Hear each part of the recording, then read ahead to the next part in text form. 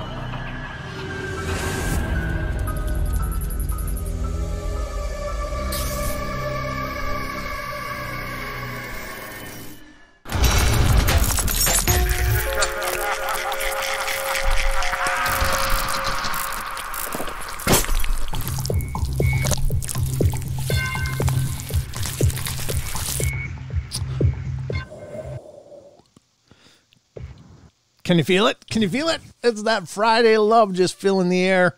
This is 2 full hours of fun right at your fingertips, folks. I'm bringing you all the paranormal fun that I could pull together in several hours. So I think I got a bunch of it. I think it should be a good journey. Special thank you to, as always, to Kev Baker and the Kev Baker Show and the Freaky Friday crew. And all of those listeners from over at the Kev Baker Show, Freaky Friday. I was over there hanging out, kicking back and enjoying the ride. It's nice. I like to sit back and watch the shows as well. And Kev's show is phenomenal. If you're not familiar with it, get familiar with it because it's a great... it's a great, they got like the old double header, triple headers and such.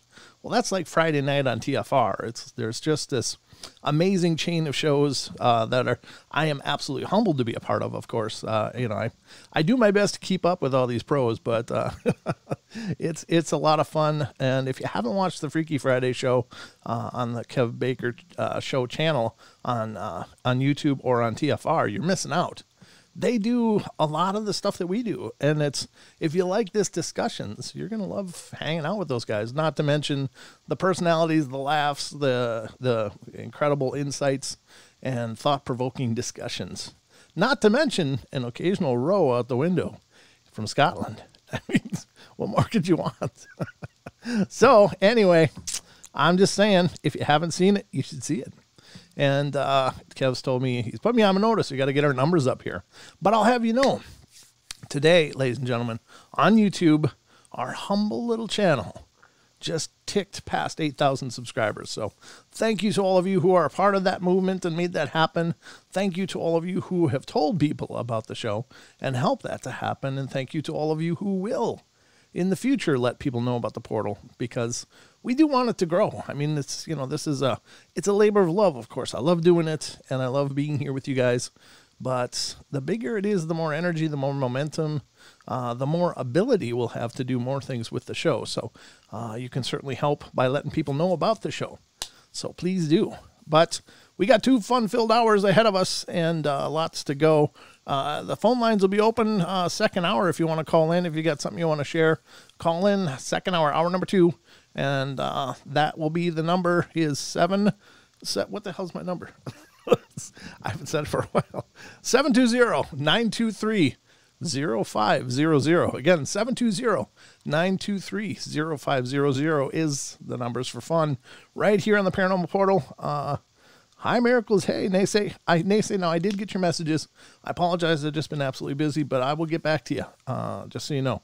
I was trying to get your attention on Kev's show, but I thought, well, you're kind of busy.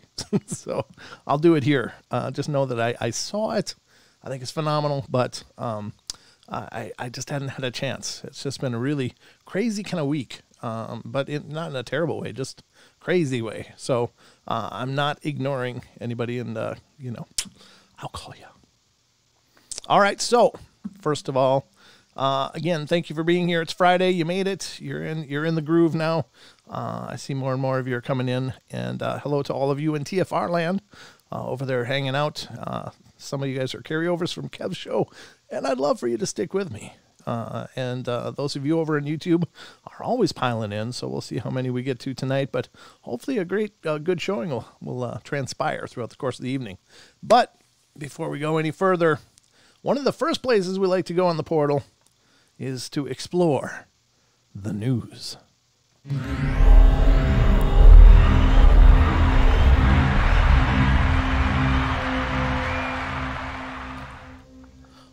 All right, ladies and gentlemen, welcome to the Paranormal Portal News Desk. I'm your host, Brent Thomas, as well. I wear a lot of hats around here. That's just all I'm going to say. But I've got some news pulled up for you, some weirdness, some, not too much silliness tonight. There's just some kind of cool articles that I thought might be fun to discuss, and so that's what we're going to do. One of them, which is I was really excited to see, but this one's kind of weird. This one, I don't know, man. I've never even heard of this before, but I got to tell you, it kind of freaks me out.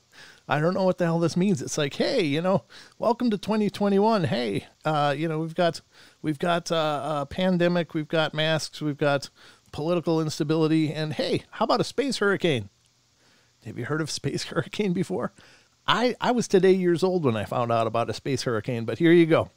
This is coming from unexplainedmysteries.com.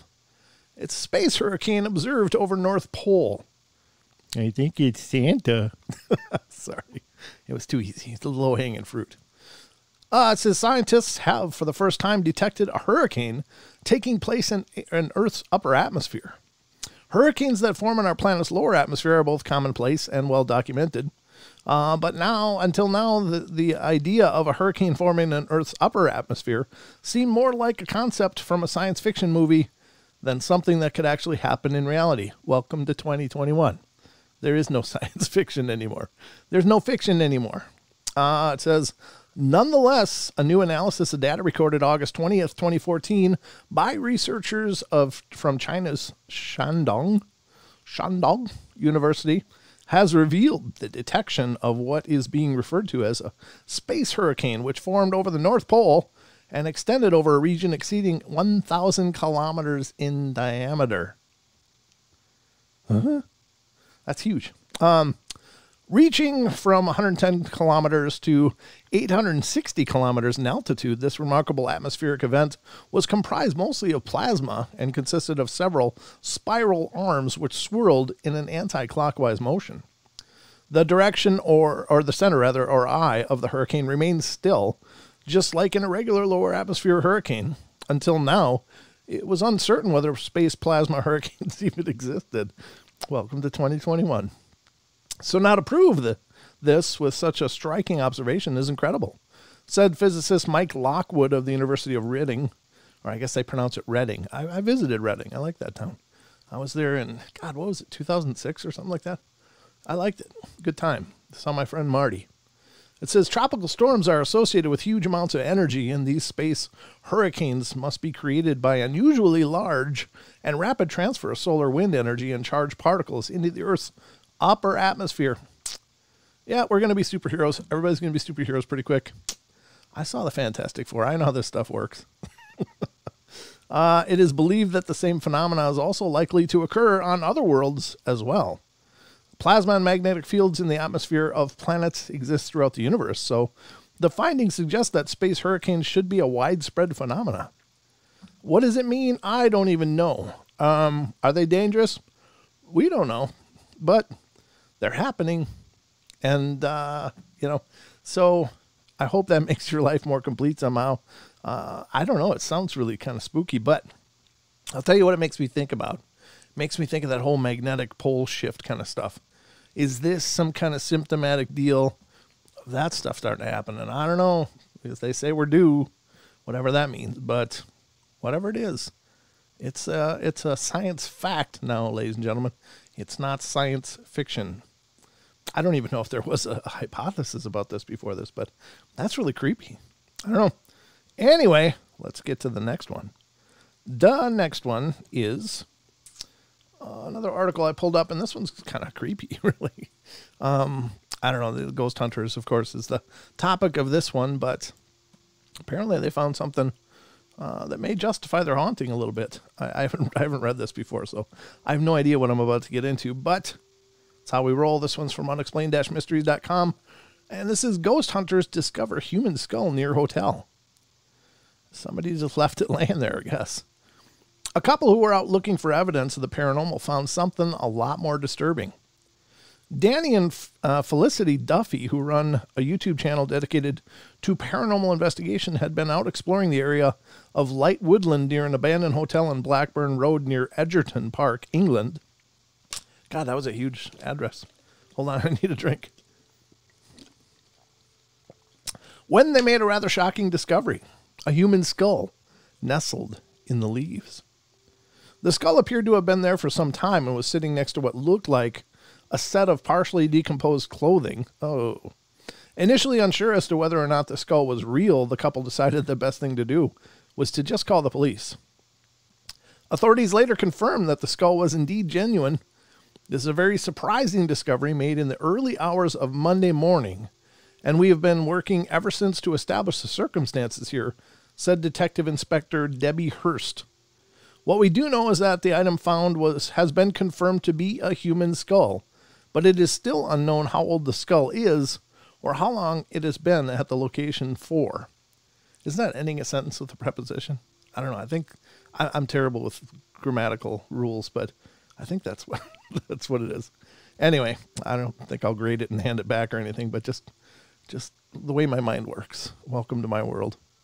By the very nature of this discovery, we do understand some concern in the community and, of course, the sheer intrigue that this investigation brings with it. However, we are confident that there is no threat to the public and that this isn't likely currently linked to any other ongoing investigations. Could the unsuspecting ghost hunters have stumbled on the remains of a long-lost murder victim? I've not slept, said Danny. I can't get it out of my mind. I've never come across anything like that before. We both just felt sad. Felicity has been quite upset. Investigations into the discovery remain ongoing. Yeah, that's not, I mean, is it that much different than, like, say you're investigating a graveyard? Because, quite honestly, there's skeletons all around you. So the one that, it's on the surface, somebody obviously met a horrible demise. It sounds like, I don't think they were just walking along and bumped their head kind of thing. But, and God, I don't know. That is pretty creepy, though, because you don't know. Is that just one body of many in the area? Ew. Hard to say, but creepy enough. So that's unfortunate. Truly unfortunate. And then I've got one more ready to go. I think, I think this is it. This one I think is kind of hopeful, folks, because we've been talking a little bit about it with the suspected recovery of the Thylacine in Australia and Tasmania. Whether or not that ends up being the case, it's anybody's guess. But the idea is that when extinct species come back or at least reappear, it's very comforting because, it's a pretty heavy weight to carry to think that, God, just because we're here, these things can't exist anymore.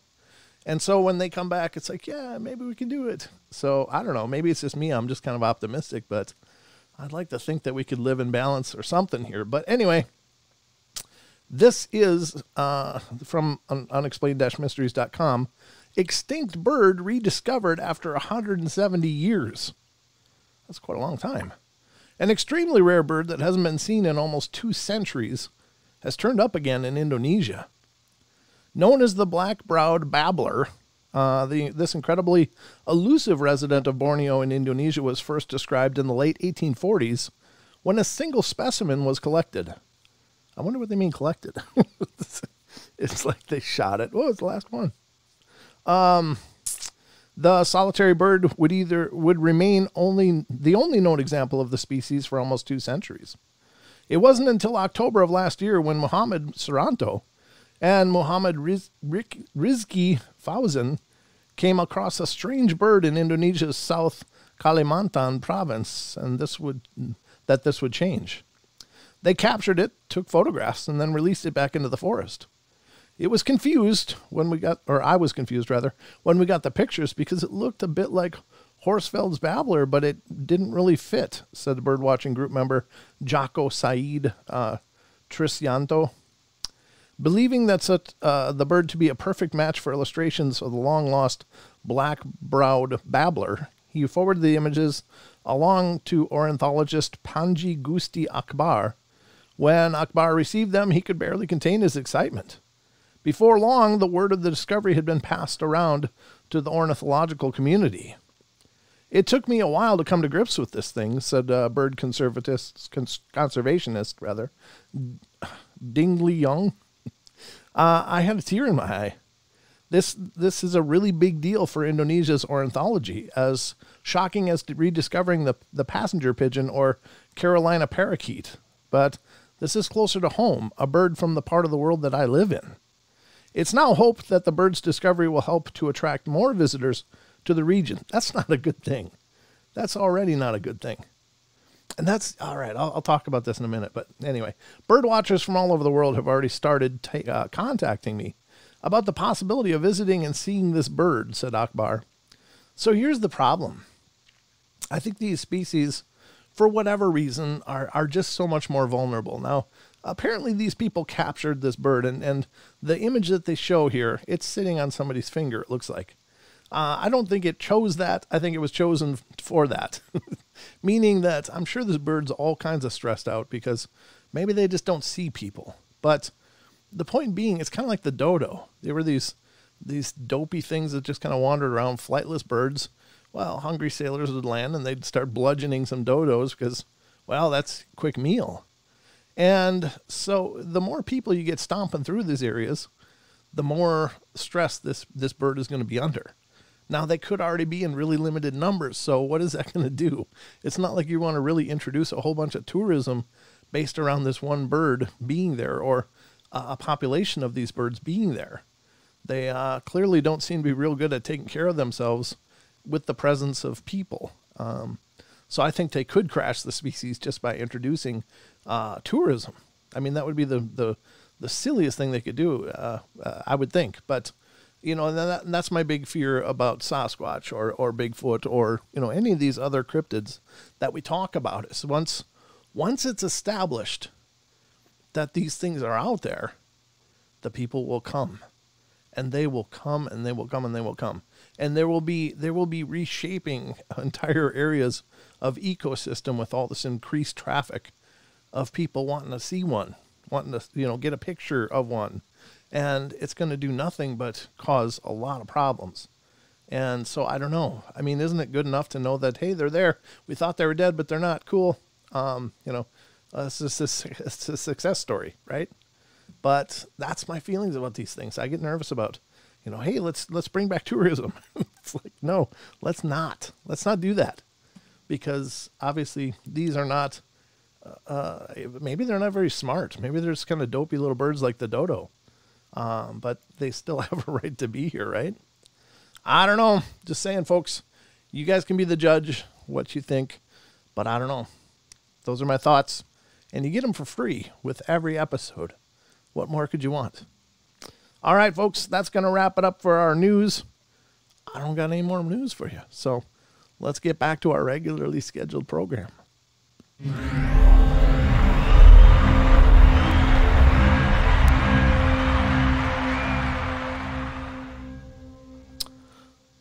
Oh, I should probably change the screen. All right, I'm back, folks. Hope you enjoyed the news segment tonight. Not too expressive or long, but hopefully those were some good articles.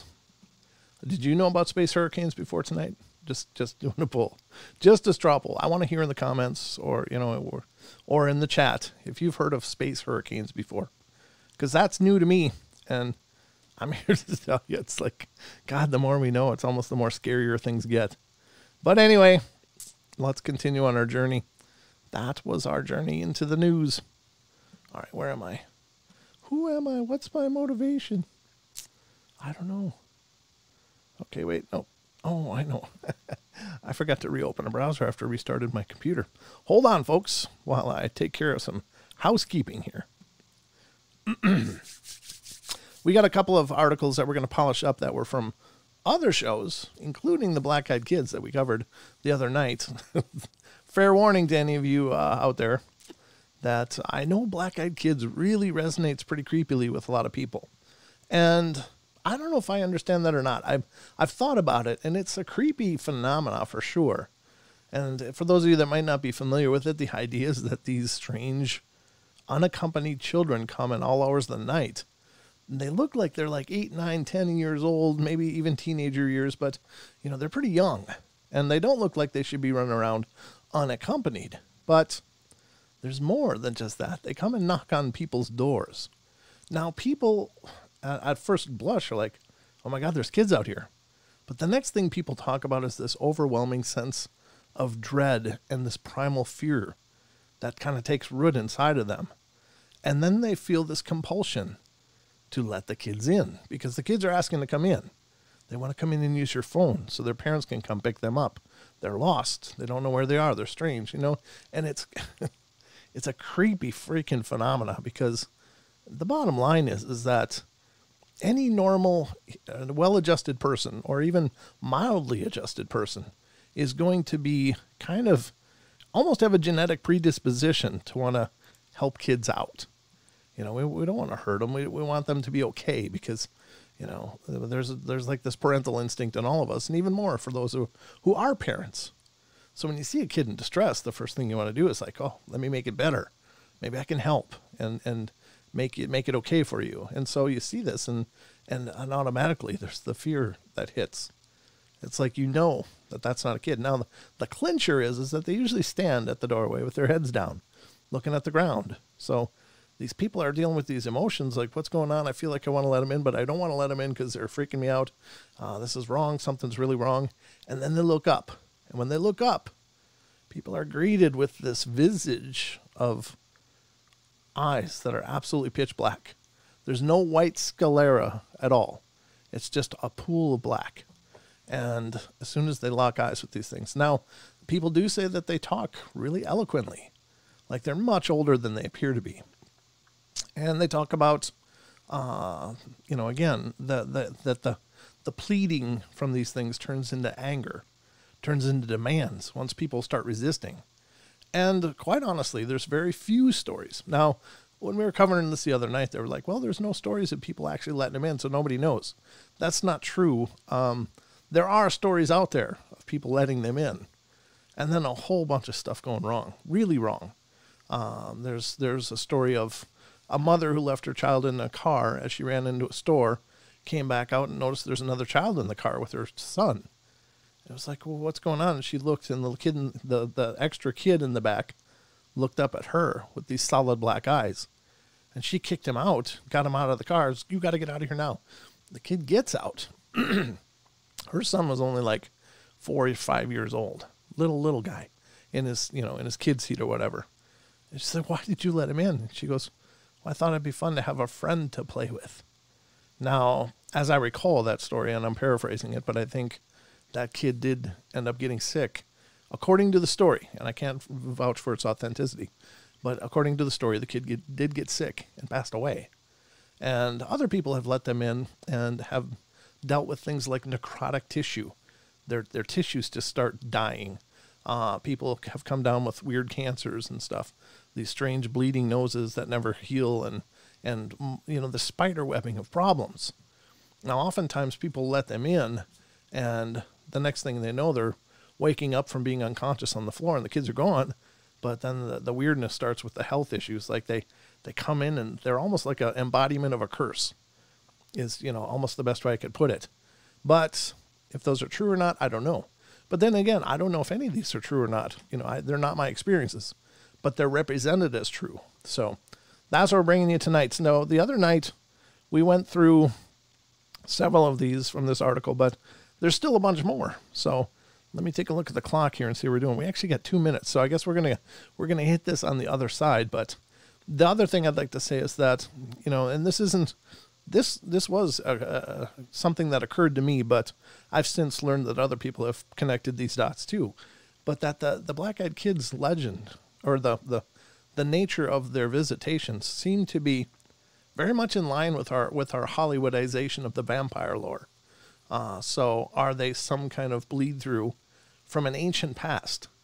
I'm not doubting that they're out there. I mean, you know, Brian Bethel was where this Black-Eyed Kids name came from, but that's just because his experience with them in, I can't remember, was he in Washington or Wisconsin or something? I think he was in a parking lot in Wisconsin writing out a bill, and suddenly these two kids are tapping on his window, and it's way late. And he came up with the term of Black-Eyed Kids, and he maintains to this day that account happened exactly as he wrote it, even though he's been under fire from many people about, oh, that's just a bunch of crap. He swears that that's the true story. So he came up with the name, and a lot of times we get hung up with that in the paranormal. Well, you know, the rake is just a new name. It's from creepypastas. Well, yeah, the name might be new, but the phenomena for the rake is very old. It could be the ghouls that used to be talked about all the time back in ancient histories. These weird, gangly looking human-like things that would be found feasting on corpses in graveyards. Those are the ghouls. Well, it sounds an awful lot about what a rake sounds like today. So just because we have new names for them doesn't mean it's a new phenomena. It's kind of like Bigfoot is not the original word to describe Bigfoot. It's just a new name that was penned after the footprints were found in California by a journalist, Bigfoot. And so it became a new name. But the Sasquatch, or any number of ancient names of the First Nations for them and more around the world is not new. So we get hung up on these terms, like these terms are defining, the existence of this stuff, but the terms change through history. And it doesn't mean that the phenomena is not already very well established. So just some thoughts on that. But, ladies and gentlemen, I don't know if we're at break or going to break or what. I'm not hearing any bumpers, so I'm just going to go to break, and we'll be right back in just a couple minutes. We'll stick to the timer. So don't go away for more of the Paranormal Portal. There's the break.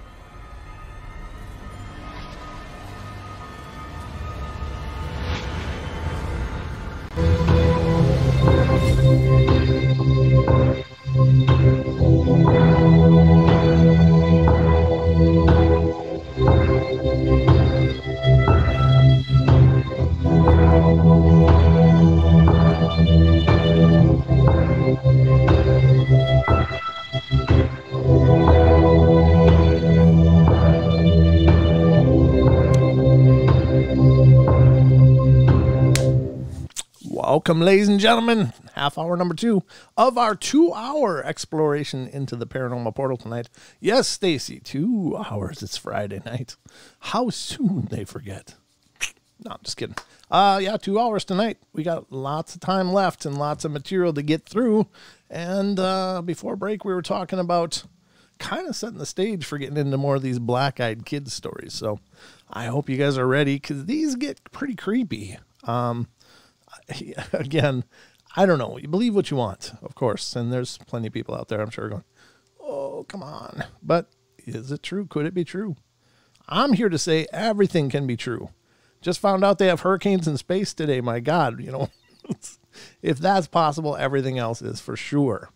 But yeah, thank you all for being here and being a part of the show. So if you're new to the show, please, by all means, get yourself subscribed, because we'd love for you to become part of what we're doing here on the portal. And always excited. Again, we just ticked off 8,000 subs on our YouTube channel.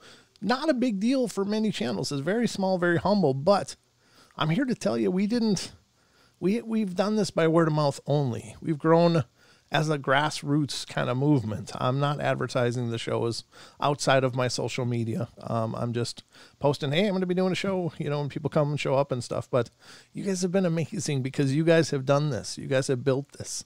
And thank you so much for that. I mean, sincerely, you guys have made the portal what it is and what it will be. And I really thank all of you out there who have extended yourselves and said, hey, check out the show. I think it's really cool. And it's so humbling to me. It's such an honor.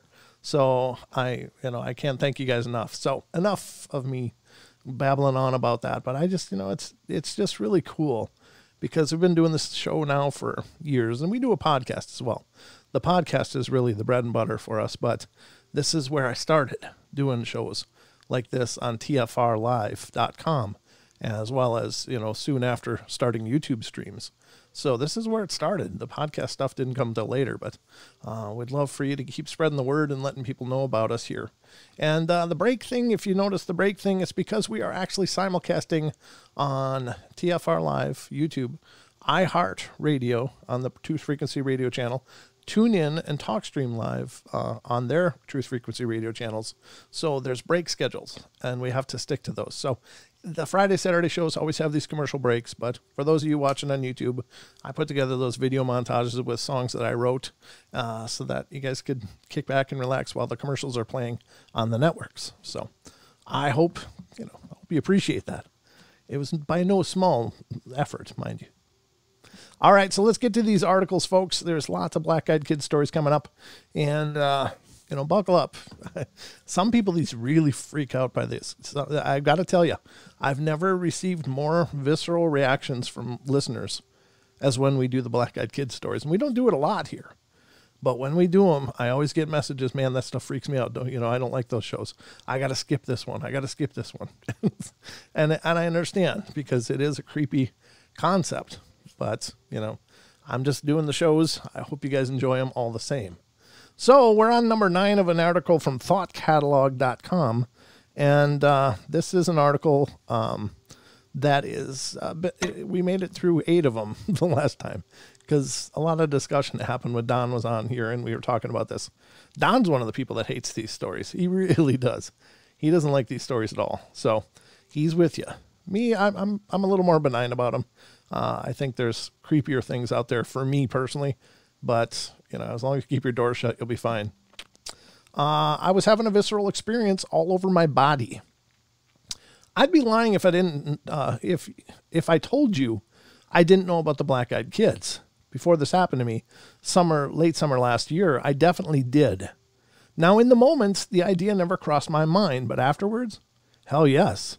And the thought led to all kinds of regret I realize is stupid. But I'm getting ahead of myself. Let me tell you about my neighborhood. I live in a poor part of town, a bit ghetto, a bit of the barrio, a bit of the lower economic class of a cross-section of races. It's L.A. The apartment complex spans a short block. It's dusty brown like the desert we live in. It's got 2 pools, lots of little Mexican children, and for the most part, a pretty friendly population. I am a destitute writer trying to make it in Hollywood, so I spend my free time writing. When this happened, I was working mostly in the mornings and afternoons. I'd get home, hit the gym, then settle in for an evening in front of the computer. It's pretty common for the evenings in the summer to be chaotic around our apartment complex. Kids playing in the pool, the ice cream man pushing his cart up and down the sidewalk, women talking outside the laundry room. Hey, I do my own laundry, but I'm pretty much the only guy I see here doing it. You know, nice low income but pleasant, like a mixed race 21st century version of the 50s sitcom. And people will knock on your door, sometimes to borrow something. I cook, so neighbors pop by to find out about the origins of a great aromas wafting from my kitchen window. Sometimes for a little help working on a broken down car, but mostly it's kids selling candy bars or Christmas wrapping paper, or jittery tweakers selling magazine subscriptions, or old Mexican men selling bootleg DVDs. Lots of Jehovah's Witnesses. Because it's hot out, I leave my windows open. The AC isn't cheap. And I've got no money, remember? Hoping for the cross breeze. That means though I can't see anyone from where I sit and work, I can hear them pretty clearly as they walk up to my door. When I hear someone knock, well, I answer it, and besides buying the occasional candy bar, I smile politely, decline, wish them a nice day, and send them off. No big deal. Well, that evening it was quiet, which was strange in and of itself. I should at least have been able to hear the distant sound of ranchero music. I heard a couple of people walk up to my door. I'm not the first apartment in my courtyard, so I hear the salespeople as they knock on my neighbors' doors and work their way around to me. Not this time. Whoever it was walked right up to my door and knocked. I got up to answer it, reaching for the door handle, when a chill went through my body like I've never experienced. A cold tightness in my chest. I halted my hand movement towards the door handle and placed it flat on the door as if feeling for heat from a fire. I have a peephole on my door, but it never crossed my mind to use it. I stood there with my hand flat on the door and listened. They knocked again. I don't scare easy. And I wasn't exactly afraid, but I was having a visceral experience all over my body. A base fear reaction, just like I could hear them. They had heard me move to the door. They knew I was inside. Yes, I said. Who is it? A boy's voice answered. We need to use your phone. Yeah, that's not going to happen. I started laughing. I stress laugh when I'm in pain or under pressure. They heard me laughing, and neither of us moved for about a minute or two. A really, really long minute or two. Finally, they walked away. Not to any other of the 8 doorways within 15 feet. Not to ask anyone else. Before they could have gone more than a dozen yards, curiosity reasserted itself, and I yanked the door open, running after them to see who it was and where they were headed. The courtyard of my complex was completely empty. Afterwards, I thought the experience fit the stories about black-eyed kids, and I kicked myself for not opening the door, coming face to face with black-eyed kids. How cool would that have been? I don't know. I don't know about cool, but all right. But then I remember that feeling, my skin crawling, and the certain knowledge in me at that moment that there was no way in hell I was opening that door at the time. Yeah, that's weird. Illustration, what do black-eyed kids look like? So here's an illustration they included as well. And you got to admit, that's creepy. What is that movie, Children of the Damned or something? Somebody mentioned it the other night. There was a picture that was on another article we were reading. But those kids, I think, had glowy eyes.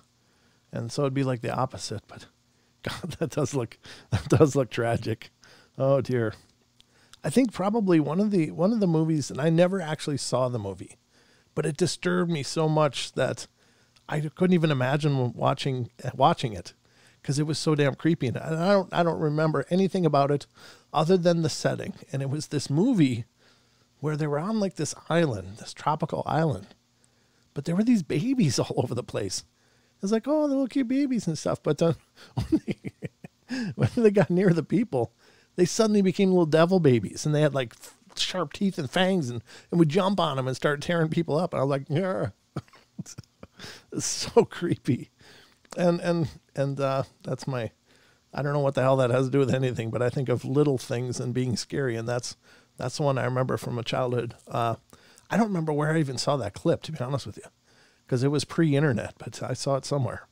It was so creepy, God. Number 10. He told me never to agree to help them. It was a cold October evening, not too far off from Halloween. I remember sitting in my room playing the original Suikoden. I don't know what that is. Maybe it's a game or something. The evening was slowly creeping by, so I decided to go to the corner store, and it was only 3 blocks. Shouldn't have been much trouble, right? Well, during my walk, I see the normal, occasional person putting up Halloween decorations and kids playing in their yards, but this story is about something far more sinister.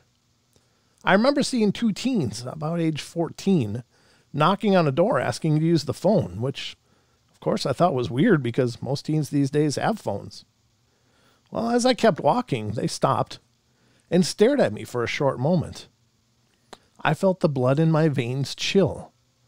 I felt so creeped out, I hurried to the next block.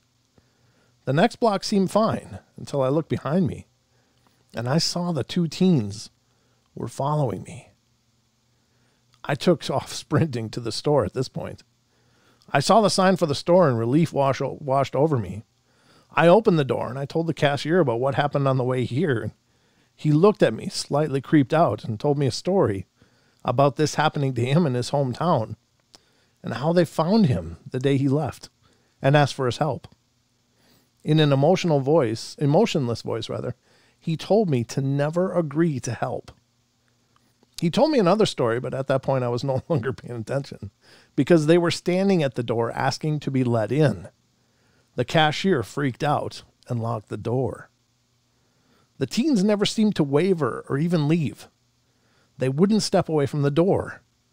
It had been an hour. The cashier and I were ready to fight our way out, but instead he took me out the back. The one teen came around the back just as the door shut behind us. "Can you help me?" is all he could say. He was closing in on us, and his eyes, they were black as starless night. They were peering right into my soul.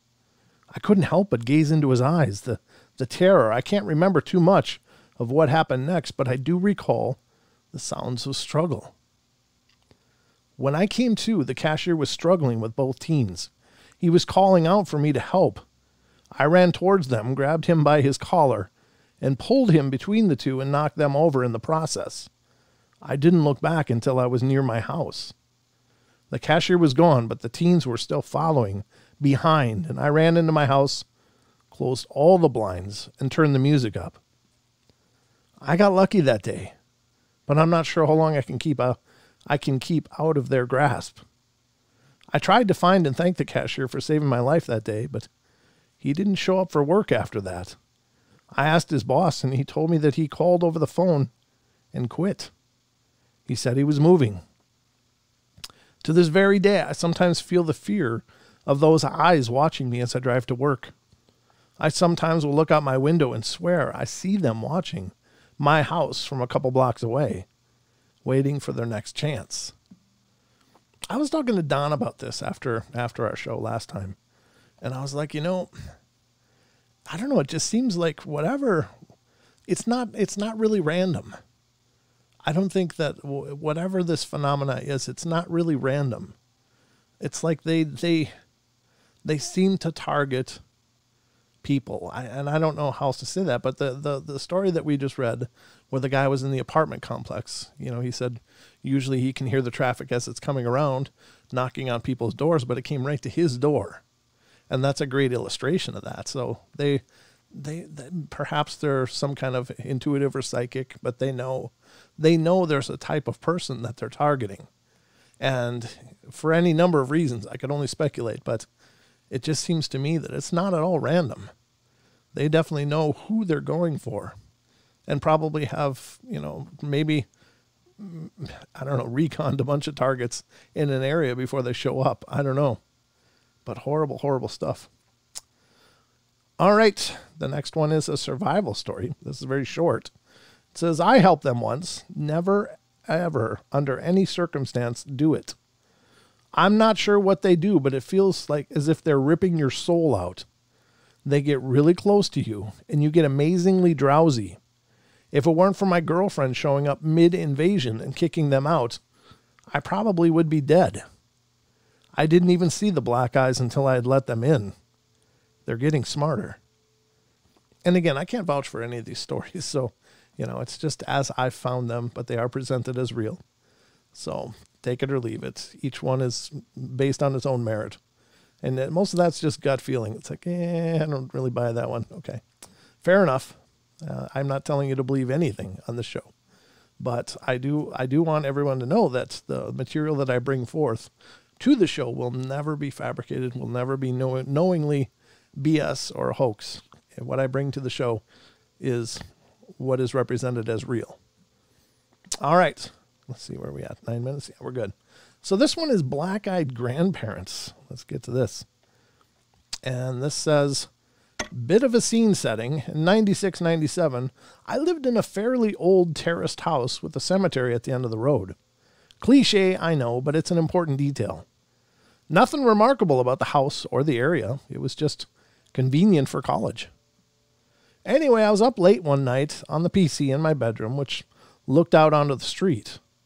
It was about 2 or 3 a.m. for whatever reason, probably to give my eyes a rest. I wandered over to the window and looked down on the road in the direction of the cemetery, although it was too far down the street for me to see.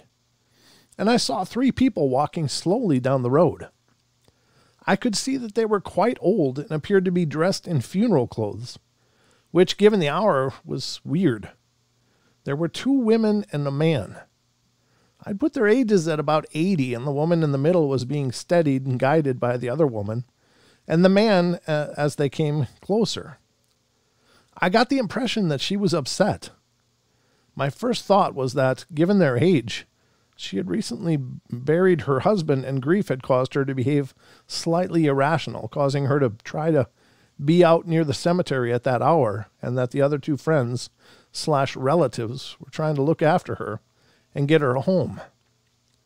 Anyway, it was all interesting enough for me to carry on watching as they got closer to the house.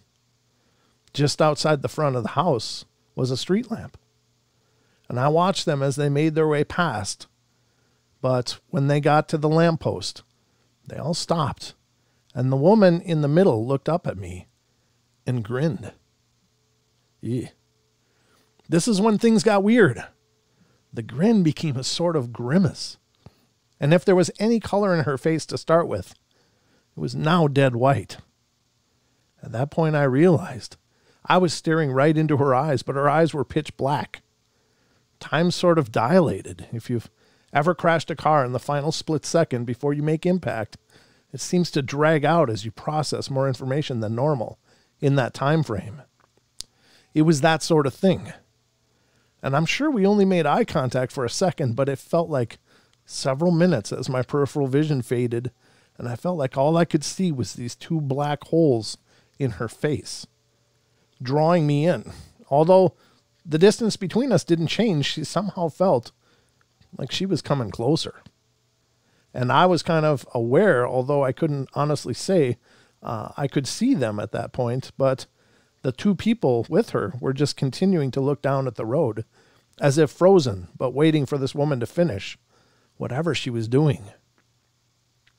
I was suddenly hit with this intense feeling of dread and panic, so I threw myself on the floor, and as soon as I'd broken her gaze, I felt pretty stupid that this upset old woman who clearly needed help had spooked me so badly. So I looked out the window again, and there was no sign of them.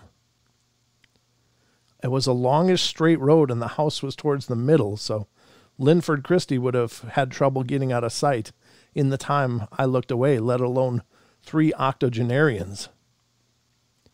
Yeah, that's creepy. Yikes.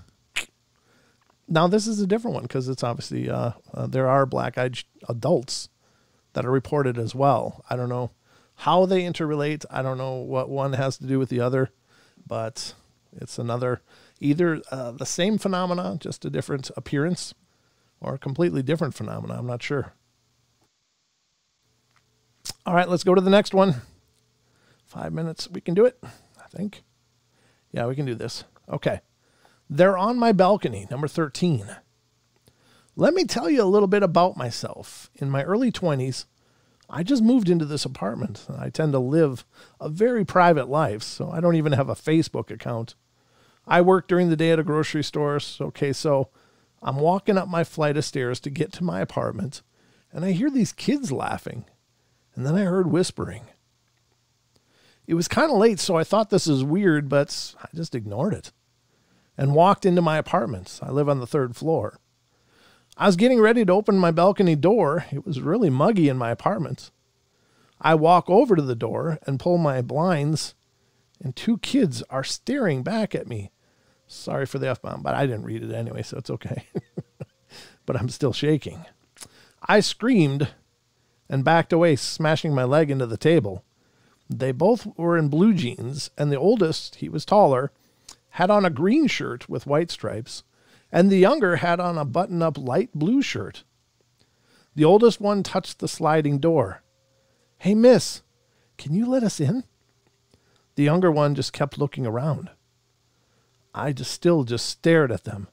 I was finally able to say, "How'd you get onto my balcony?" I walked to the door and noticed how excited the older one got. He moved closer to the entrance. "Can you let us in?" I wasn't thinking.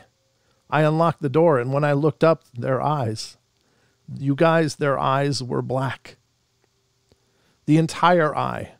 I quickly locked the door and told them I had to call the police because my door was jammed and I couldn't unlock the door. So I called the police. The oldest boy pleaded with me the entire time to let them in. The police arrived about an hour ago.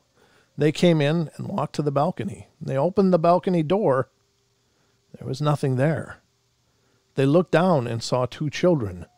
They were running in the parking lot away from the building.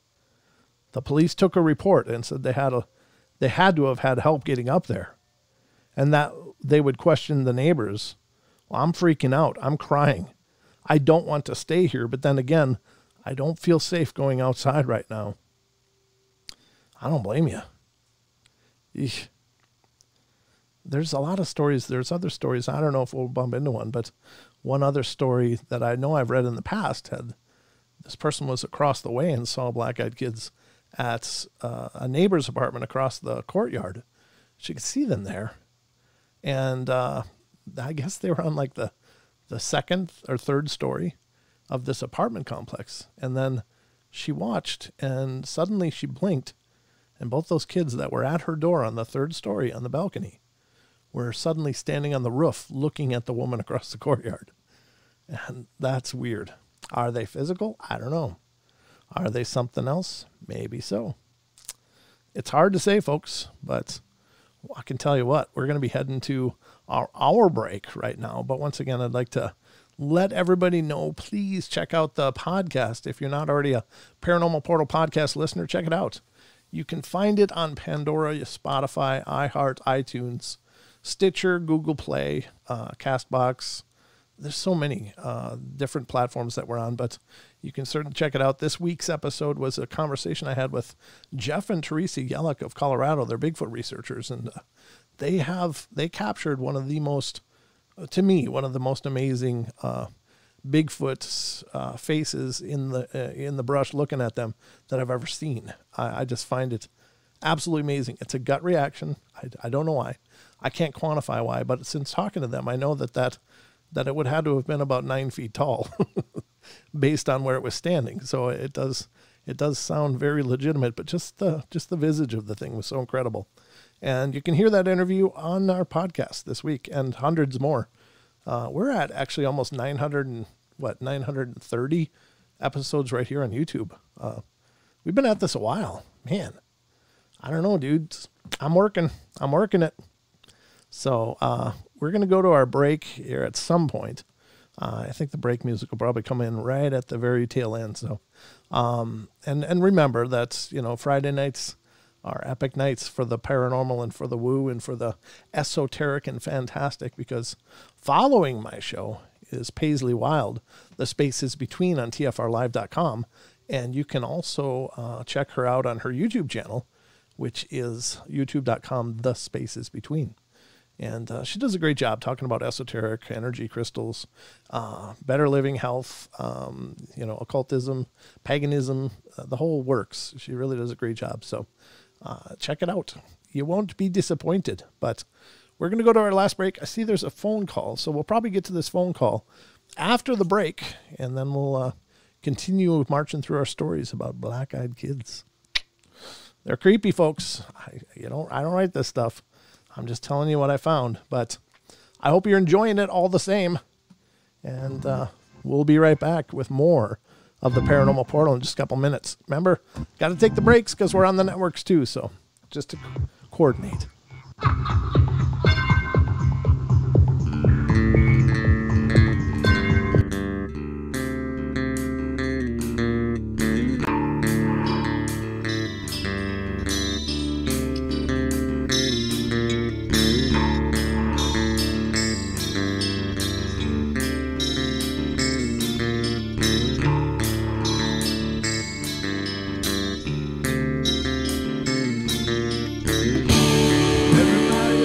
Play their games. Everybody loves to place their bets.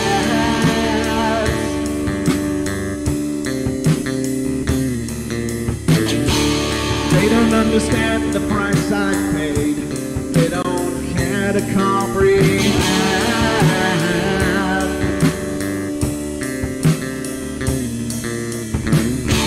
Trace their lines upon my body, dripping scars across my heart.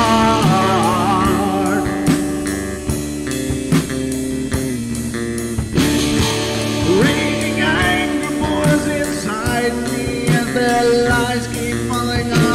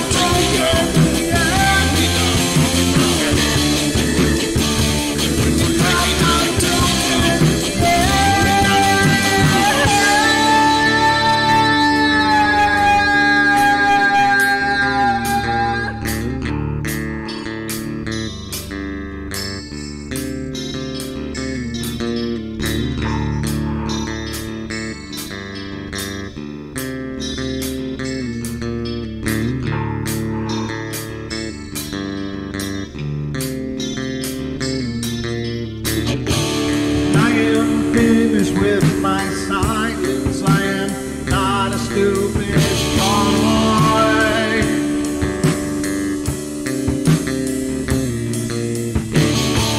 No more breaking me with kindness, just you dance upon my joy.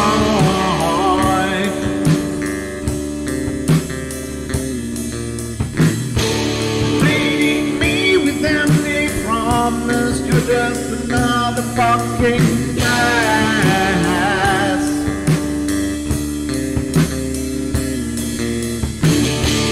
Taking off the slice of my sanity, just make sure that you're well fed.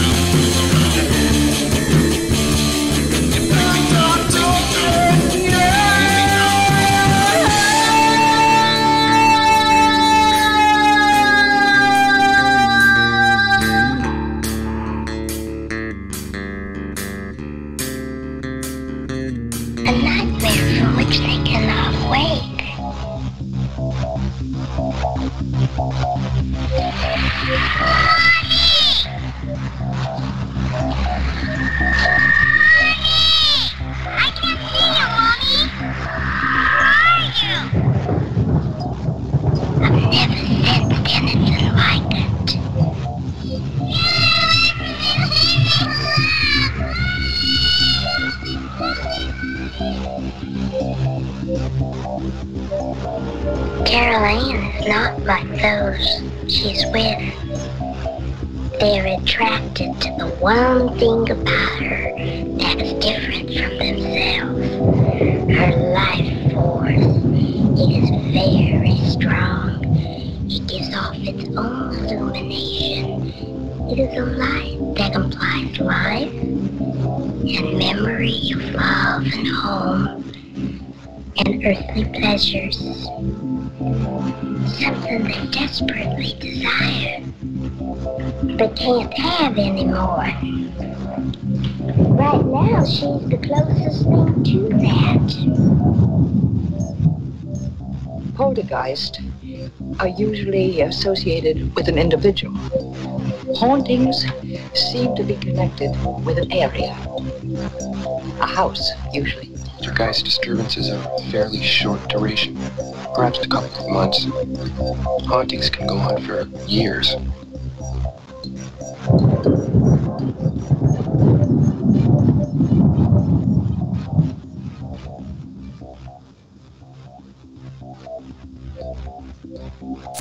Years and years and years. Yeah, I got chapped lips. Sorry.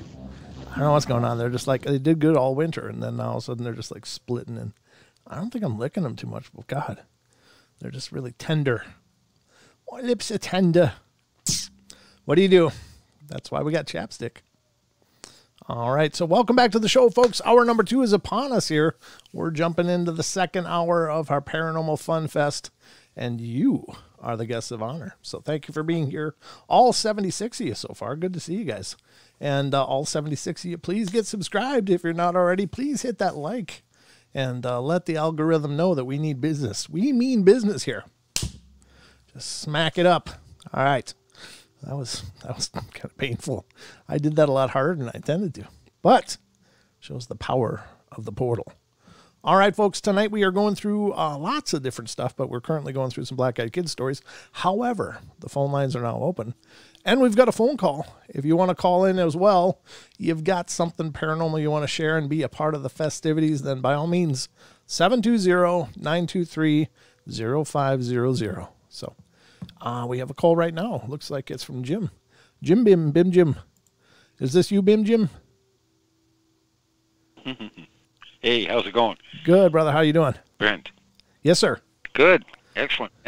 I'll tell you, I have one of my many paranormal experiences was most like a Black-Eyed Kids experience. Ooh. And so, like, I've had a whole smorgasbord, at least 20 paranormal experiences. And one of them is most like the Black-Eyed Kids, okay? Now, I know it was extremely weird. I know that because I can feel it at the time, right? Right. And today I was just writing, and I was writing about my paranormal experiences, and I was describing this transition that you feel, and many other experiencers talk about this, or they mention it, where you feel when things get really weird and strange and paranormal, and then all of a sudden it's over, and you just relax. And everything goes back to normal again, right. And there's like this transition, you know, and that's how I know when there's paranormal things going on around me. So I'll describe what happened this day, okay? Sure. Yeah, I was I don't know, about 20 years ago, and I was house sitting a friend of mine's house in another town. Okay. And I knew his neighborhood pretty well, you know, and so I'm sitting there one summer day, a beautiful summer day, very nice, and I got into reading a book, and I got deep into this book, and I was sitting in a chair, and from the chair I could look across the house, down a hallway, to the front door, which was wide open, and on the floor, around the door, were these boots and shoes and big work boots and stuff, and the door was wide open.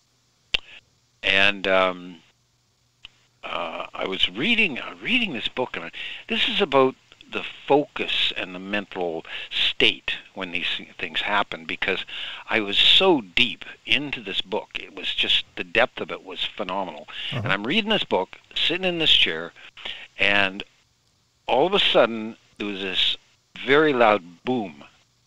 And it was as loud as like somebody had thrown a very heavy work boot against the front door. Now, the front door was a beautiful structure. It was wood, very well made, very solid, and it rang like a bell, this front door. It was really a beautiful door. But I'm sitting there very deep into this book, and boom, this thing hit the front door, and I knew the sound. Okay. So my head just jerked over, and I looked at the front door, and nothing was moving. The door wasn't moving. There was no boot on the floor or anything like that. And so I was very curious, of course. Okay. And I've also had this boom thing happen when I experienced a ghost, too, at one time.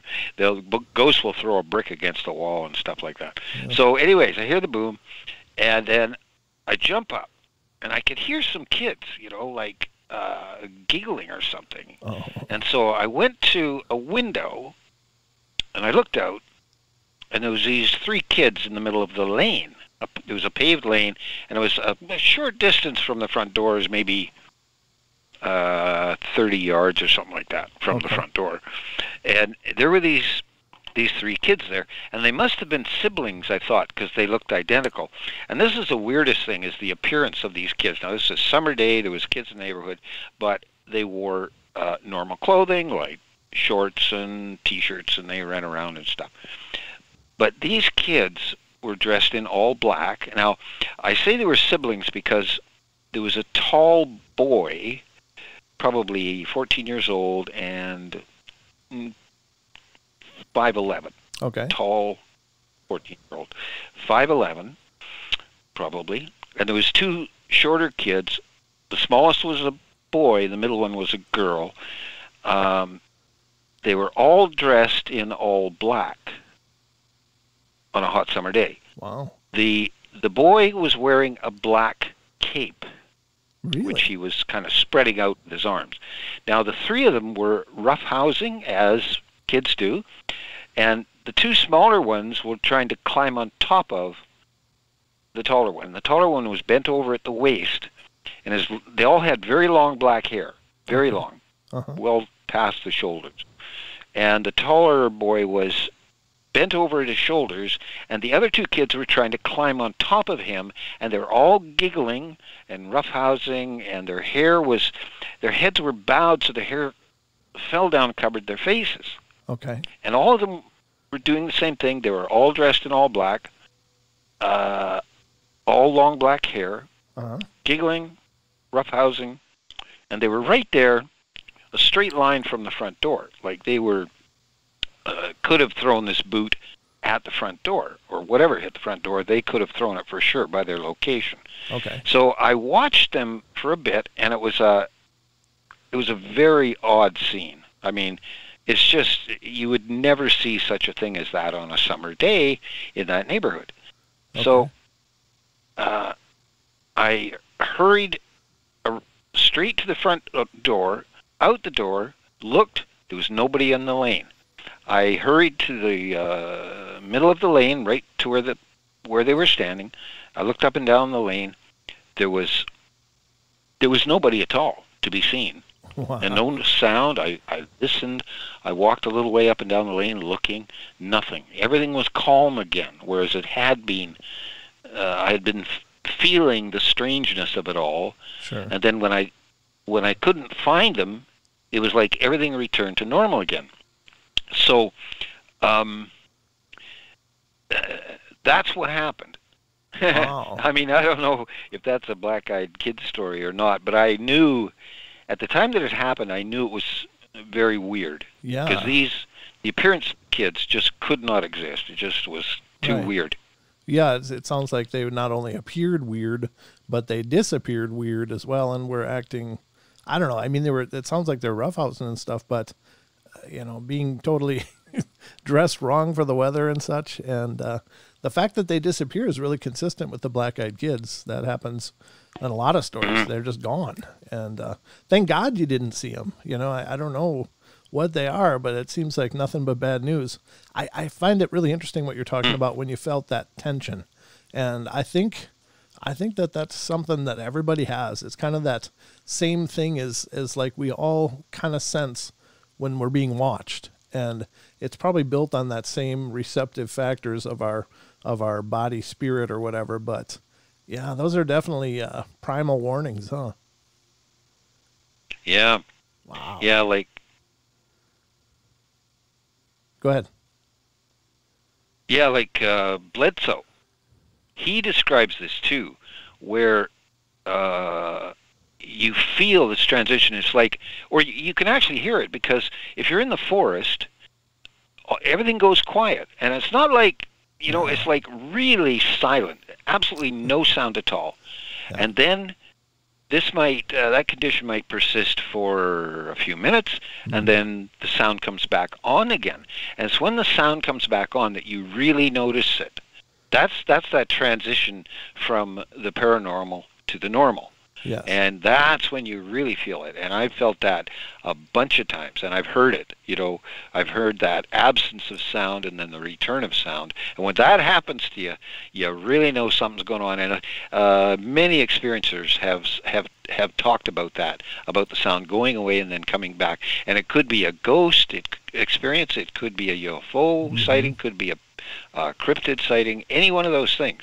Right. And people really notice that, and I've probably heard about that maybe 20 times, something like that. Sure. So I knew these kids were something very, very strange. And why would they throw a boot against the front door? I mean, I actually got a kind of an image in my mind of a boot hitting the front door when that loud noise happened, eh? So anyway, that's the only thing I had close to a paranormal, or like close to a black-eyed kid story. Yeah. But gosh, I knew it was very weird. I knew for sure. Yeah, brother. Well, I'm glad they just disappeared, and that was the end of the situation for you. But yeah, I don't know. Good thing you didn't see them after that, and hopefully you never will. Yeah. Oh well. Well, thank you. Yeah, I never know what's going to happen next. I can relate to that. I've had several experiences of my own, and they continue. And I don't know whatever's going to happen, but it's a hell of a ride for sure. But thank you so much for calling in, brother. It's great to hear from you, and thank you for sharing that story. Okay. Bye-bye. All right. Take care, Jim. Thank you. What a nice guy. I like Jim. He always calls in and has some great information to share and great experiences. So, and the minion. Hold on a sec.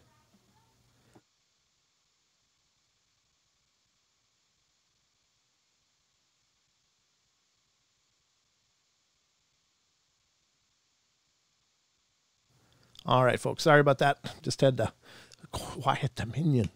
He's in the other room hollering away. How you doing, buddy? Can you shut that? Thank you so much. Okay. Yeah. All right. All right. Shut the door, please. Please shut the door. No, not now, honey. You go hang out. I'll be out. I'll be done in a minute. I'm doing a show. The joys of broadcasting from home. All right. So anyway, guys, we got more to go through here. So let's continue. And thank you again for Jim for that call. That was really cool. Very cool. All right. Let me find my tabs here and we'll get back to business. We are talking about some black-eyed kids. It turns out, God, what is this? In this case, so there's three more stories to get through here in this article. And then I've got actually another one. So, and do you like the subscribe animation I put on there, folks? Huh? Yeah. Little visual reminders. If you're not already subscribed, please get subscribed. Love to have you become a part of the Paranormal Portal family. But this is an article we've been going through from Thought Catalog. It's a pretty cool site. They got a lot of great paranormal articles, as well as many, many other articles. They're not necessarily a paranormal publication, but they sure do have a lot of these. So, all right. And this one is number 14, Soon. And again, dealing with some black-eyed kids stories. Currently, it says, I live in a big city in South BC, and it's 11:52 here as I type this. I just gotten home from The Conjuring. Scary stuff, I'm telling you. I was lurking on, he was on a Reddit, r/creepy, and I heard a knock on the door.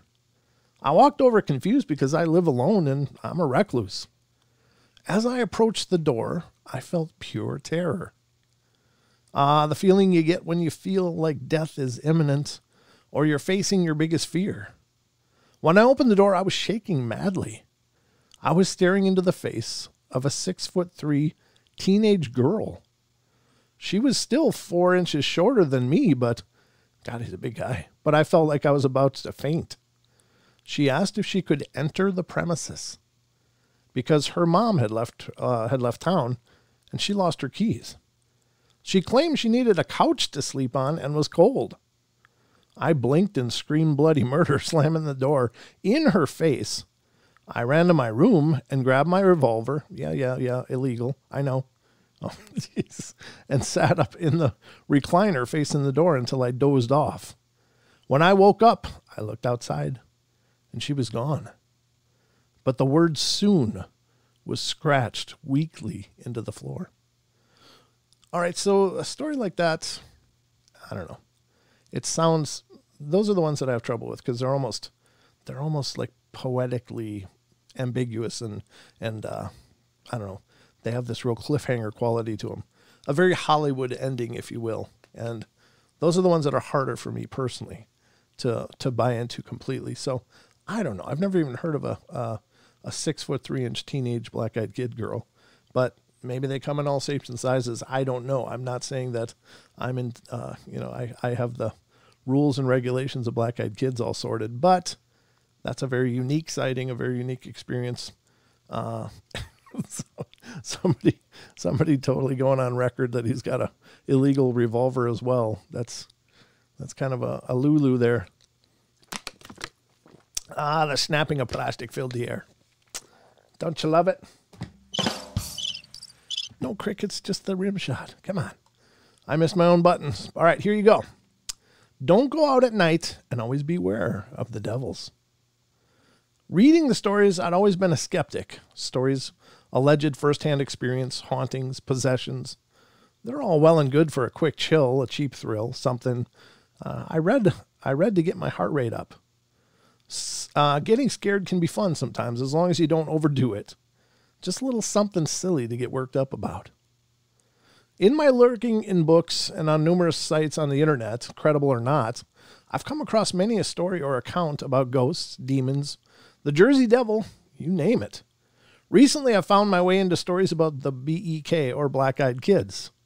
No, these children did not get black eyes from a fight. I don't believe there would be a soul out there with the backbone to try and attack these kids. No, BEKs are kids. If that was not straightforward enough, usually from all the accounts I've read, in their teenage years, if they even physically age at all. Their eyes are pitch black, no pupils, no corneas, no white showing at all. Pitch black. They have olive skin and wear run-of-the-mill clothing, as in hoodies. However, in a non-physical sense, they always bring with them an overwhelming sense of fear and dread. They're intriguing, and when approached by them, again, from all accounts I've come across, it's like you're in a slight hypnosis. Though you quickly snap out of it when your instincts take over, usually as you meet their eyes. Then there are the theories about what these BEKs may be. Theories range from lost souls to alien-human hybrids, and even to vampires. Though the latter may be an extreme stretch to link the BEK to the current social infatuation of vampires, found commonly in young persons. In light of all of this, I've always been a very fact-based person. If its existence was not apparent, or the existence of the thing in question was not testable or verifiable, to me it didn't exist. However, one long terrifying night, which still haunts me to this very day, showed me proof required to open my mind and my eyes. My story begins when I left my mom's house. I'd gone over to visit because my dad, her husband of 63 years, recently passed away. I'm sorry. And Mom wasn't taking it all too well, and I knew she needed support from her loved ones, and I was more than willing to go visit and keep her company, but it was getting late. My mom lives in the suburbs, tidy lawns, plenty of neighbors, paved roads, and even though it was near 11 p.m. when I left, the streets were extremely lit, by the streetlights who always had your safety and ease of mind at heart. These lights only lit the road, though. Glancing across the street, the houses were cast in an eerie shadow. Even a rather safe, charming little neighborhood can seem spooky and uninviting when cast in shadow, and I admit, I was terribly chilled. Sliding into my car, I revved the engine and waved to my mom, who was standing in the doorway, wrapped comfortably in a warm shawl. She waved back, her old and fragile arm shaking. I saw her mouth, "Be careful," and I smiled back out of the door and backed out of the driveway. I turned out of the neighborhood, deciding to take the back way, the shorter way, home tonight. In hindsight, that might not have been a good idea. I live a significant ways away, out in the middle of the country, in the old farmhouse that I grew up in, which my father had left in my name when he and Mom had moved out into a place smaller, more easy to care for, and affordable, and social. My father, had always told me growing up, don't go out at night, and always beware of the devils. He was a strong believer in anything and everything paranormal, a very superstitious man. And I always had to resist the urge to laugh at his words, but I knew he meant well. Driving down the dark country roads, rather. I don't know where I was getting paved. Oh, from the next line, I guess. There was no street lights, and half-as paved road was cracked and filled with potholes. The fields on either side of the road were empty, just blank stretches of overgrown grass and untended shrubbery. The dark outline of the trees of the woods could be seen looming all the way across the fields on the shadowy horizon. One might even have seen a deer or two once in a while in those fields, but not tonight. The moon offered little light as the sky rolled with dark, threatening clouds ready to burst with rain or a storm at any moment. Sure enough, a few moments later, the low grumble of thunder sounded heavy and long. However, no rain fell just yet, much to my pleasure. I hate driving at night and in the rain, and putting those two together would end badly. I just knew it. Accompanied only by the occasional roll of thunder, I started to feel a bit anxious. I can't explain it. I just felt shaken up, probably because it was night, and it could start raining, or maybe even I had been reading too many ghost stories and legends, and tonight seemed to reflect the mood of the stories I read almost obsessively. To try and calm myself down, I flicked on my old car's radio and turned the old-fashioned knob back and forth, slowing down a little bit as I attempted to find the station that came in clearly. Nothing doing. Weird. There was a broadcasting tower right near here, and it usually came in perfectly clear as day. But still nothing.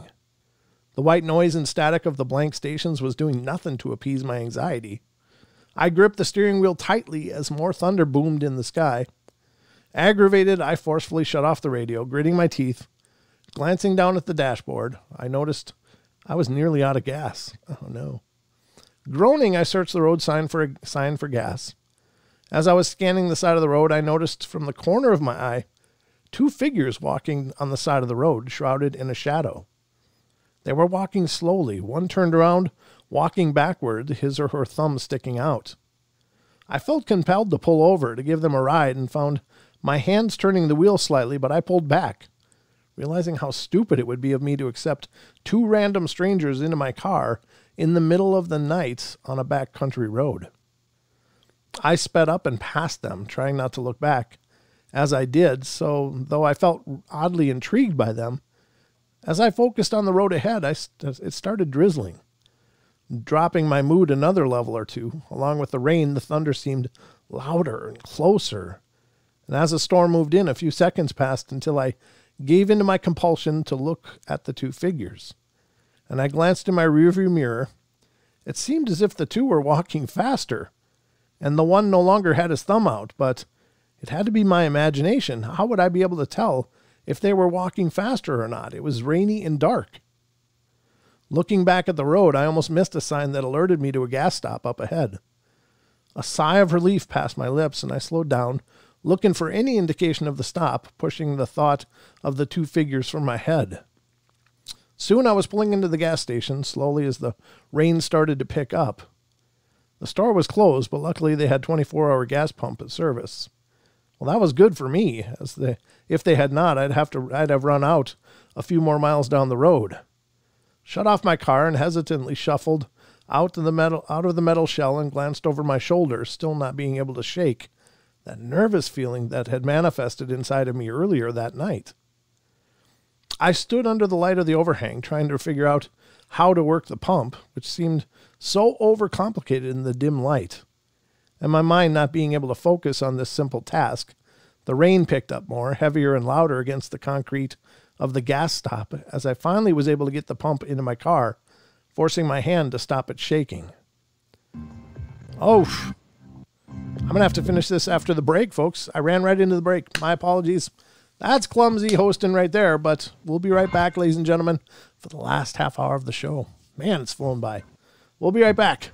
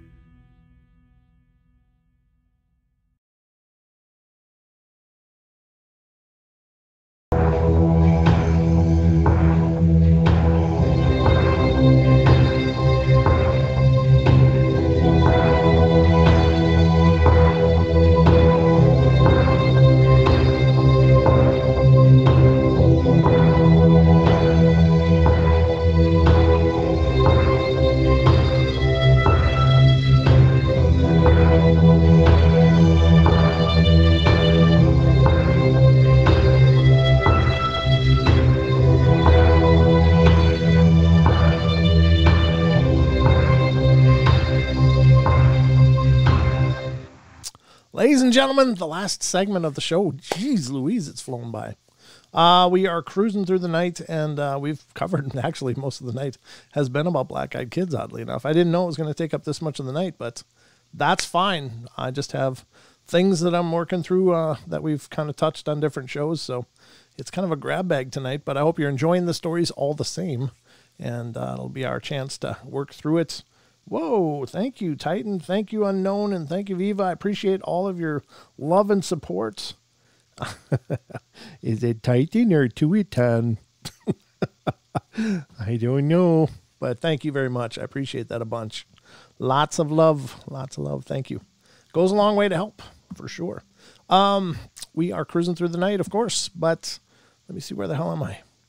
I got to pull up the article we're working on here. We had just gone through about half of a story, and then I realized I dumped it right into the break, so I got to pick it up from there. And essentially what we've covered is a guy is driving home from visiting his mom, and he passed these two hitchhiking figures in a storm, and he was running out of gas, so he found a pull-off. Had a weird feeling about these two people, so he's pulled off, and he's getting gas, and we're going to pick it up from there, see what's going on.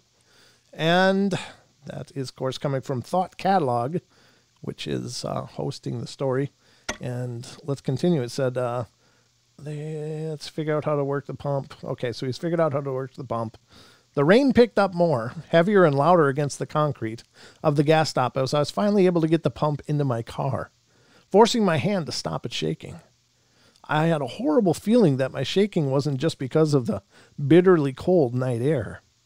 Suddenly, the overhang lights at the gas stop started flickering wildly. A couple going out altogether, and it seemed as if the temperature dropped 20 degrees in a few seconds. As I glanced around, a sinking feeling started to blossom in my stomach.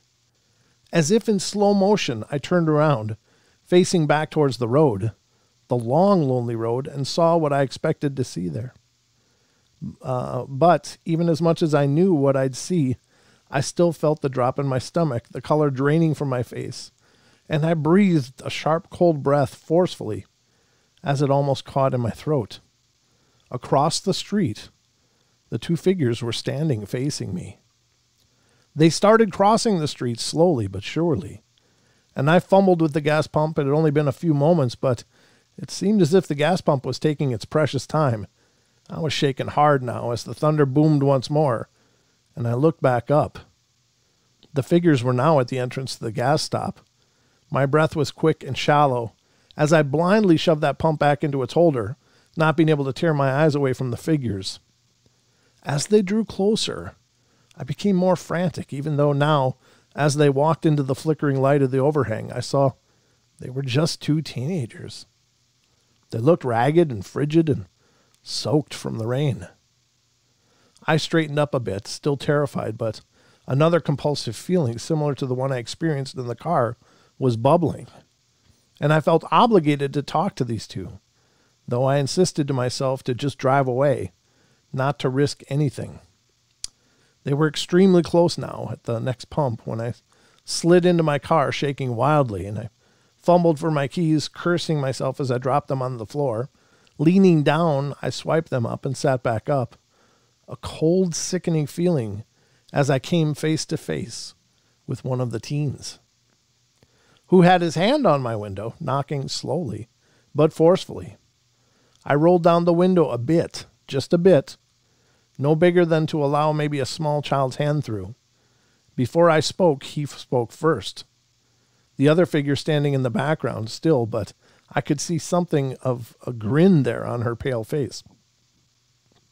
"Can you give us a ride into town? We missed the bus and don't have a ride."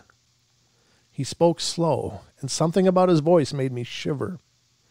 A cold chill swept down my spine, and I opened my mouth, but no sound came out. Clearing my throat, I glanced at the dashboard and the keys in my hand. I'm sorry, but I'm not going into town," I stuttered, keeping my eyes down, not on the kids. However, the teenager knocked harsher and made me jump a little as he insisted another time for a ride. I told him no once more, and looked up, trying to seem intimidating, which seems silly, trying to seem intimidating to a child, but a horrible, chilling sight greeted me. I looked the kid right in the eyes and gasped sharply, my back hitting my seat as I went to back away. He had eyes. Oh, he did. But they were blacker than the night. Pitch black. No discernible pupils, no white whatsoever showing. Pure black, deep brooding. And surprisingly intriguing, but my fear got the better of me. And I quickly turned the key, and my engine revved to life. I thank God, which I had never ever done before tonight. My car had not stalled, and went to pull away, and the kid banged on my window with a pale fist, screaming for a ride. I took off speedily down the road, apologizing to my dad once again, again and again, that I had laughed at him, never took his warning seriously. After a few more minutes, I pulled into my driveway and right into my lawn in front of my porch. I didn't want to spend any more time outside than I already had, and jumped from the car, leaving the car door open. I just ran inside, slamming the door, locking it, even going as far as to put a chair in front of the door in case someone or something tried to get in. Sinking into the chair in the front of the door, I shivered uncontrollably and started to cry, hiding my face in my hands as two dark figures stood at the end of my driveway. Again, kind of a poetic ending. I don't know. It's possible, I guess. Number 16. And I think this is the last one from this article, but it says, what happened to my friend? So a month ago, my friend was talking to me about these creepy kids that were hanging around his house. He seemed scared, like he was about to poop his pants, and he doesn't scare easily. He said they always wanted to use his phone and wanted to come in, but he always said no.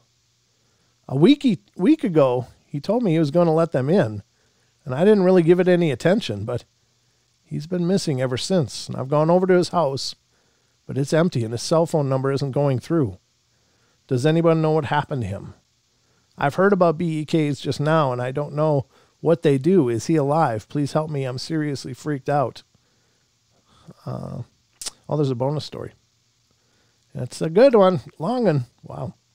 It's a hell of a long one. Okay. This is the bonus story. They gave us an extra one, folks.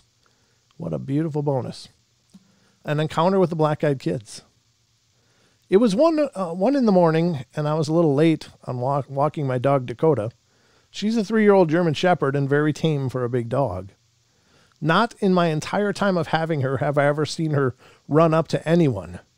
She gets very nervous around strangers, and I live very close to a large park that leads into a hiking trail.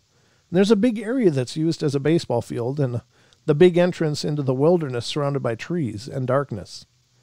Here's where I let Dakota off the leash and follow behind her as she sniffs around, trying to find a spot to do her thing. This night's was different, though. As soon as I take her off the leash, she jolts into high speed towards the trail opening. I know many of you are judging me for letting a dog off its leash, and trust me, I know I shouldn't do it, but it's one of those things you just don't tell people you do, like littering or U-turns. Plus, this was completely out of character for her, and all I could think of is if she goes in there and doesn't come back, I don't think I can go in after her.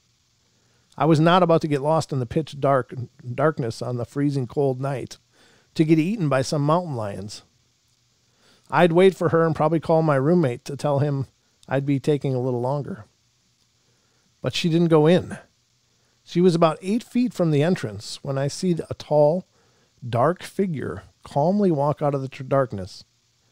Anyone else probably would have freaked the hell out right there, but some creep walking out of the woods at this hour? Hell no. But I'm in pretty good shape, 6'5", and if anything, people are usually more scared of me than I am of them. Plus, the random weirdo isn't rare in LA, even if this is in a middle-class, good suburban neighborhood. So I called for Dakota, and she doesn't move.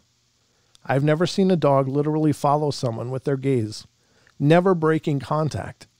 It just didn't make sense. And this is where the uneasiness first kicked in. But it wasn't anything serious. It was just really strange.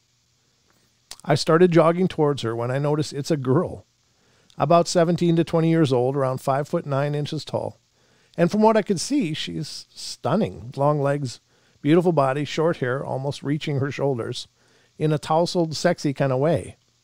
Her long, messy bangs framing her face as she stopped, walking to look at Dakota for a second. Couldn't make out her face really, but I didn't see a death-pale girl in a white dress floating like your stereotypical dead girl. I saw a stunning girl in skin-tight dark jeans, boots, dark leather jacket, and from what I could tell, she had a light complexion, but by no means did she look like a ghost. My first thought was maybe if we talk, I can get her number, but then I remembered this girl had just walked out of the hiking trail in the middle of the night. I start thinking about a documentary about female serial killers I saw once. Even if she was a crazy person, I still have no idea how she could just walk around up in there with the darkness is so thick. I doubt you could see 1 foot in front of you. Even though there was something really off about all of this, when I saw her stop to look at Dakota again, I lightly said to her, "Don't worry, she's harmless." To which she completely ignores me and continues walking.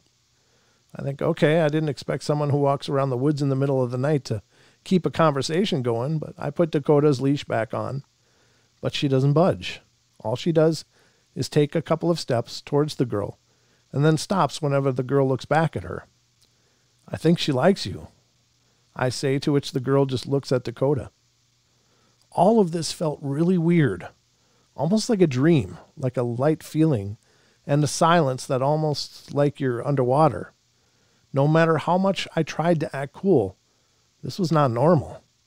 So here I am trying to get my paralyzed dog to budge, while an intimidating, mysterious girl doesn't break eye contact with her. I was stuck between I'm so embarrassed and she's going to pepper spray me when she takes one step towards Dakota, and my dog has her tail in between her legs and is whimpering like she's the devil. And that's when I knew I had to go. If anyone knows when something's up, it's a dog. As soon as this girl is walking again, I pick up my 60-pound dog by the stomach and start speed walking back. I probably looked like a total idiot, but I didn't care. Whatever dream state I was in before had broken by my dog's attitude, and everything inside me was telling me, go home. So I'm halfway across the field when I put my dog's leash on and set her down. I thought he already did put it on. Anyway, she doesn't budge again. I think, are you kidding me? I will drag this dog when I almost threw up as I turn around to see this girl standing on some bleachers not even 10 feet from me. I can see her face now in the light. I kid you not, this girl was beautiful, but her eyes were blacker than black. They filled all of her eyeball. It was just two shiny orbs inside two almond-shaped eyes. She looked completely different from the serious expression I could make out before. I swear I wanted to run, but something made me stay. I felt like I was so scared that I could hear a faint, high-pitched humming in my ears, and my entire body felt heavy. I wanted to run more than anything, and I could have thought, oh, a strange chick in Halloween contacts, but I can't explain the feeling of absolute paralyzing horror that I experienced without any rationalization. I didn't have time to. These feelings hit me like a train, and I hope to God I never feel as helpless and mortified as I did then. She was not human. She was not a regular girl. And to make things worse, this girl says, in a sultry, sweet tone, that I'd expected to sound like something from beyond the grave, "Does she bite?" And still on defense mode, I think I managed to mutter out my idea of a no, but I don't know if anyone else knows what I mean when I say that I felt like as soon as I blinked again, she would be standing right in front of me, but she did. As soon as I finished saying no, she waited a couple seconds before saying, "Do you live nearby?" To which I was going to say no, even though I did, but as soon as I went to speak, she said, "Did you drive here?" And I start walking back, trying to distance myself slowly, and again, before I can speak, she says, "I'm going to need to come with you. You'll let me come with you. That's okay, right?" "It's okay. Don't be afraid." And with that, Dakota books it, and I start running like a scared child, and my dog is right in front of me. I don't stop till I catch up with my dog. We're at the other side of the street, and I take this time to turn around and make sure she isn't following me, but she's calmly walking back, already all the way to the other side of the park, where she was before. I called my roommate to meet me halfway with the car on my way back home, and I've never walked my dog after dark again. Creepy. That's all kinds of wrong. I don't care who you are, that's wrong. What are they? What are they? I don't know. Almost sounds like something, I don't know if I would, like demonic. I don't know. But whatever it is, they have an incredibly potent presence. And it's just generally really freaks people out. I don't know. I don't know what they want. I don't know what they need. They seem to need to subsist on something that we have because they keep coming around. But whatever they are, don't answer the door. Don't do it. Don't ever do it. I'm going to look for some things that we can read between now and when we're done here, because we got all of 9 minutes left. It's just flown by. What is this? Okay, so here's some stories that we had talked about a few shows ago. These are people who had 15 hikers, campers, and rangers share their eeriest experiences in the wilderness. And this is another one that we have touched on through several shows, but have never finished. So if it feels like you're getting a bunch of leftovers, you kind of are, but I think everything about the paranormal is fascinating. So if it's something we've already talked about, there's still more content here we got to cover. I love this stuff. No calls. We're doing good. Nice loud swallow. I'm gaping down waves of refreshment. So what we're going to go through right now is from the Occult Museum. It's an article that I was working through the other night. God, I don't know, a few nights ago, I guess. But this is number 9, The Cave Full of Bones. It says, a few years ago, I was backpacking in eastern Washington with some friends of mine. I don't know how well you guys know eastern Washington, but it's pretty much dust, sagebrush, dirt. Wait a minute. We already read this one. Let's do the shaking. I'm pretty sure that one, well, maybe not. Let me just read it. But it's pretty much dust, sagebrush, and dirt. We decided to hike to the top of this canyon, and from up there you could see miles and miles of nothing. After a few hours of traversing the top of the cliff, we eventually found a little crevasse that kind of took us underground into a pretty decent-sized cave. The cave was filled with little bones, like mice and bats in one of the corners of the cave, and there was a rock fixture that jutted up from the ground and almost made a separate room. And in the room, we found lots of scratches on the walls, photographs, and 3 bottles with notes in them. While this was kind of off-putting in its own, we figured it was just some sort of jokes, and we'd find silly SOS messages in the bottles. But the scariest part about it was all these photographs were super ordinary, of families and normal people, and 2 of the notes of the bottles made no sense at all. While it was English, it was pretty much straight gibberish. None of the words made sense in context with the other words. The 3rd bottle had a super ordinary letter talking about what they'd been up to, like something you'd send to a fairly distant relative after not talking with them for a while. I don't really know what to think of it all. I feel like it could easily have been someone just joking around, but it was almost too strange for that. Yeah, you got to wonder. I mean, there's some people that choose to be reclusive, and they choose to be because there's something not working right in cooperation with other people. I mean, that they choose to be hermits, sometimes out of necessity. Like, nope, I need to stay away from people. This is not a good thing. And it sounds like that could be one of them. So this one's called The Shaking. He had taken his young son for a father-son type of hike out of Skagway.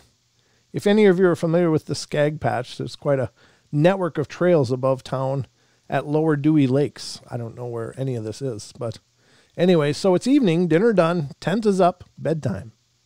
Sometime later, around midnight, he's woken up by the tent shaking violently, and then silence. Then again, keep in mind it's late August and pitch black. I mean, as pitch black as you can get under the heavy coastal rainforest with no moon. Well, this shaking kept up for over an hour. He had no idea what it was. He went out with his headlamp, yelled, and heard nothing. Would go back in the tent, and it would start up again. He could hear footsteps whenever it happened. He was pretty shaken up by the next morning, as you can imagine. He reported it to the troopers, and the only thing they could come up with was someone with a night vision setup was messing around or something else. Yeah, I've just... So you get these kind of explanations. Now, here's the thing. Who is going to put on night vision gear and just wander aimlessly in the forests, maybe hoping to find someone to screw with? You know, I mean, that kind of logic just doesn't match up. It's like finding Bigfoot tracks up into some remote canyon where people don't go. Well, it must have been somebody up here hoaxing. Why? That's not an area people are going to stumble onto these hoax tracks. The one thing with hoaxers and people that are trying to get a rise out of somebody is they do it because they want the attention it brings to whatever degree that is. Get a reaction out of people or whatever, but you don't go hoax tracks in a place that people don't go, because it's very possible nobody will ever see your work. And you're not perpetuating a myth or anything by doing it in such a way as nobody's going to find it. So I don't buy into a lot of those kind of explanations. I know that, again, I think the people that don't believe grasp so desperately onto those explanations, as weird as they are and as removed from logic as they can be. It's still better for them than acknowledging that something that they find impossible may actually exist. And so they hang on to those really funky explanations because it continues to support their theory or their paradigm, as it were. This one's the footsteps. 2 tents next to each other, about 5 feet apart in the middle of the mountains. Had my 3 little brothers in one tent and me and my girlfriend in Thither. What's Thither? Do you see this word? THIT apostrophe STHER. Thither. All right. So this person, his girlfriend's in the Thither. It's nighttime and we just put out the fire, so it's dark. Everyone's in their respective tents, snoozing off into dreamland. About an hour later, I'm the only one awake, just daydreaming, and suddenly I hear soft human-like footsteps circling our tents over and over. Confused, I asked who's there with no response, but continued footsteps, so I stepped outside. No one. Footsteps stop. I go back into my tent. Footsteps start again. I make my presence known and go back out. No one. Footsteps stop, and of course I check my brothers, but they're asleep and soundly asleep. I repeat this same process about 4 to 5 more times. Believe it or not, footsteps always stopped, ended up just going to sleep to the footsteps and not caring. I have to edit on the fly here because there's words that aren't appropriate. When morning came, I asked my brothers how they slept, and they responded fine, except for you walking loudly all around the damn campsite at night. Ooh, creepy. So they weren't soundly asleep after all. The stickmen, and we've covered the stickmen here on the show, and these are weird. Whatever the stickmen are, these strange, like walking sticks, except like bipedal human-like almost. 6 hours walk through thick brush to the nearest passable road, maybe aged 14, maybe 15, hiking and camping with 2 fellow Boy Scouts and an adult. We made camp for the night, had a cold dinner because it was too wet to scavenge firewood, and we all just turned in early. Even in the woods there are noises, frogs, owls, small game, every sort of bug, and my tent mate and I awoke at the same time, maybe 3 a.m. to hear nothing outside. Absolutely ear-straining silence, just like Jim was talking about. Like a woolen blanket wrapped around your head. After a few minutes, the bugs started chirping again, and we just went back to sleep. When we woke in the morning, we found out that 5 of the pine trees surrounding our little clearing had been connected in a star shape with scraped lines. And pinned to each one was a stick man, like the ones from the Blair Witch. The leader and his son, occupants of the other tent, accused us of screwing with them, but we both knew it wasn't us.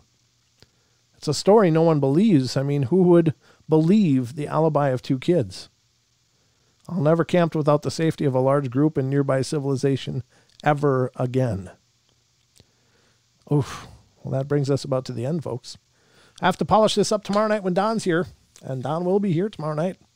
So you'll get 2 for the price of 1. 2 hosts for the price of 1 on our Saturday Fun Fest of the Paranormal Portal. But hope you guys enjoyed the journey. Thank you so much for being here with me.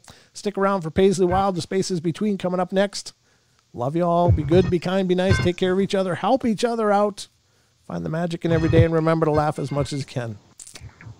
See ya. Love, love, love.